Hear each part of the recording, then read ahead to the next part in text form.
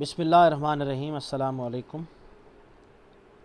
Dear students, discuss करेंगे lecture number 3 के अंदर remaining long question Michelson interferometer. आपको लास्ट लेक्चर के अंदर मैंने डिस्कस किया था कि हमारा ये 70% ये लॉन्ग क्वेश्चन कंप्लीट हो चुका है और 30% जो है हम इसको आज डिस्कस करेंगे, इसको आज स्टडी करेंगे। तो उसकी थ्योरी के लिए बेटे पेज नंबर 203 पैराग्राफ 3 एंड 2 दोनों पैराग्राफ आप इसकी थ्योरी के अंदर लिखेंगे। आपकी text book page number 203 paragraph 2 and 3 आप इनको लिखेंगे थ्योरी के लिए। तो हमने कहा था कि माइकलसन इंटरफेरोमीटर जो है ये मेजर करके देता है हमें लेंथ को प्रिसाइसली, बड़ी दुरुस्तगी के साथ। तो उसके लिए हम एक फार्मूला यूज़ करते हैं, L is equal to M lambda by 2। L is equal to M lambda by 2। यहाँ पर L क्या है? L है distance moved by the mirror. क्योंकि हम ये पहले स्टडी कर चुके हैं कि इसके अंदर जो दो मिरर होते हैं इनमें से एक फिक्स होता है और एक मूवेबल होता है। M1 जो है वो मूवेबल होता है और M2 क्या होता है, वो फिक्स होता है। और हमने मूव किसको करवाना है? M1 को। उसके बाद M क्या है? M है फ्रिंज शिफ्ट।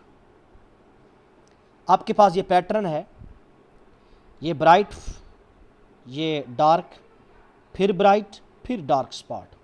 डार्क स्पॉट या डार्क फ्रिंज, ब्राइट स्पॉट या ब्राइट फ्रिंज एक ही बात है। फ्रिंज को हम सिंपल वर्डिंग के अंदर स्पॉट कह सकते हैं। अब ये M है फ्रिंज शिफ्ट। अगर इस जिस पर मैंने ये एरो रखा हुआ है, अगर इस पॉइंटर पर अगर इस ब्राइट फ्रिंज के बाद ये वाला ब्राइट फ्रिंज आता है तो हम कहते हैं कि एक फ्रिंज शिफ्ट हुआ है।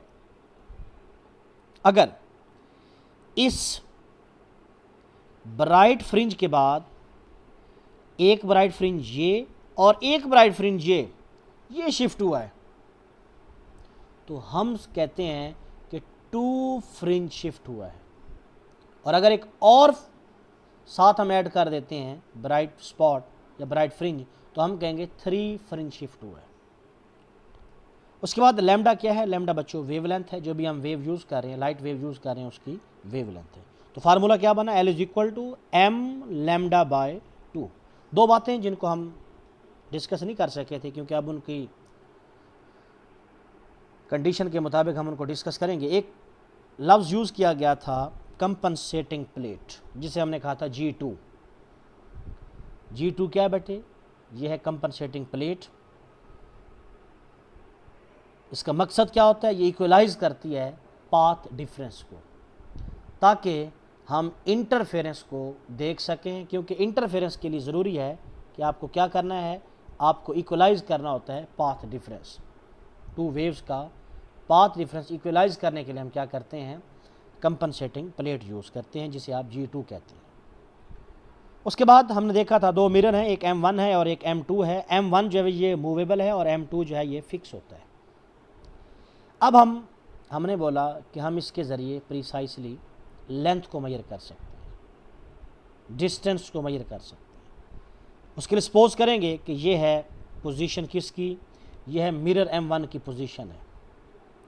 और अगर हम इसको मूव करवा के ले आते हैं मेरे बेटे इधर, और कोई भी चीज़ है जिसका हम डिस्टेंस मूव करना चाहते हैं, जिसकी लेंथ मेजर करना चाहते हैं, तो हम क्या करेंगे?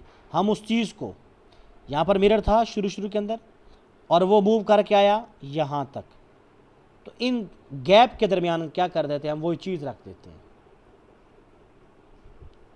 अगर हम कोई भी ऑब्जेक्ट है उसका डायमीटर मालूम करना चाहते हैं, उसकी लेंथ मेजर करना चाहते हैं, तो हम क्या करते हैं? शुरू के अंदर मिरर यहाँ पर है और उसके बाद मिरर ने मूव किया यहाँ तक, तो उस चीज़ को हम क्या कर, उस ऑब्जेक्ट को हम क्या कर देते हैं?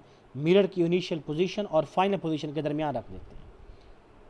तो उससे क्या होगा? जाहिर सी बात है, जैसे ही ये मिरर मूवेबल मिरर है, जैसे ही आगे पीछे मूव करेगा तो हमें यहाँ स्क्रीन पर फ्रिंजेस की जो पोजीशन होगी ये भी हमें चेंज होती हुई नज़र आएगी।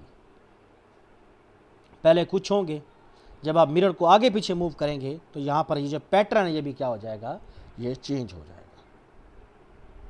उसके बाद यूजेज है, इसका सबसे बड़ा जो अहम यूजेज है वो ये है कि ये डिस्टेंस फाइंड करता है अप टू 100 नैनोमीटर और 10⁻⁻⁴ मिलीमीटर तक। सबसे बड़ी जो इसकी खूबी है, ये क्या कर सकता है, ये 100 नैनोमीटर या 10⁻⁻⁴ मिलीमीटर तक क्या कर सकता है, ये डिस्टेंस मेजर कर सकता है। हम इसे इसका लीस्ट काउंट भी कह सकते हैं।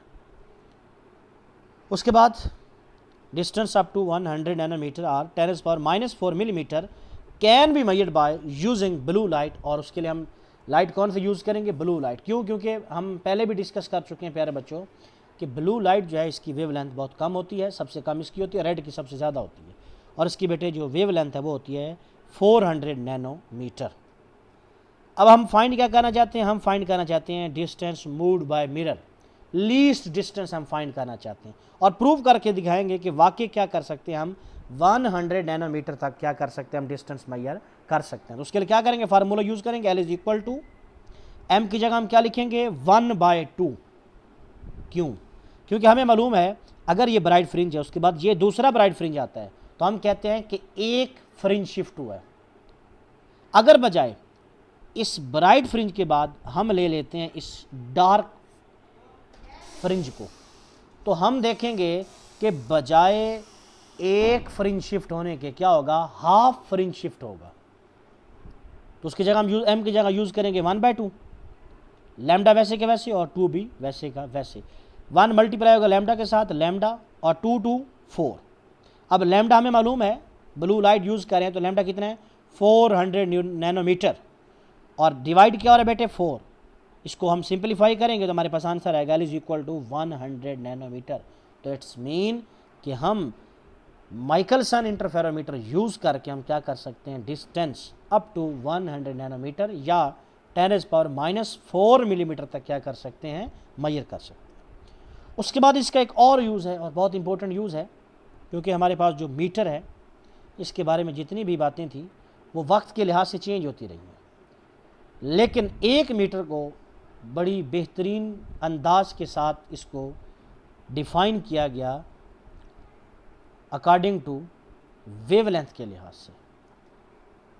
तो इसके मुताबिक 1 मीटर बेटे किसके बराबर होता है, 1 मीटर बराबर होता है 1553163.5 wavelength of red cadmium light. कि 1 मीटर जो है ये किसके बराबर होता है, 1 मीटर बराबर होगा कितनी वेवलेंथ के और किसके, कहता है 1553163.5 wavelength of red cadmium light. तो ये एक जर्नल डिफाइन थी 1 मीटर की, कि 1 मीटर बेसिकली क्या होता है। 1 मीटर को डिफाइन किया गया अकॉर्डिंग टू वेवलेंथ, वेवलेंथ के लिहाज से, और किसकी वेवलेंथ, रेड कैडमियम लाइट की। अगर उसके अंदर वेवलेंथ पाई जाती है 1553163.5 तो हम कहते हैं वो किसके बराबर है, वो है 1 मीटर के बराबर। तो ये था बच्चों लेक्चर नंबर 3 माइकलसन इंटरफेरोमीटर। तो इंशाल्लाह मिलते हैं नेक्स्ट लेक्चर में। अल्लाह हाफिज़।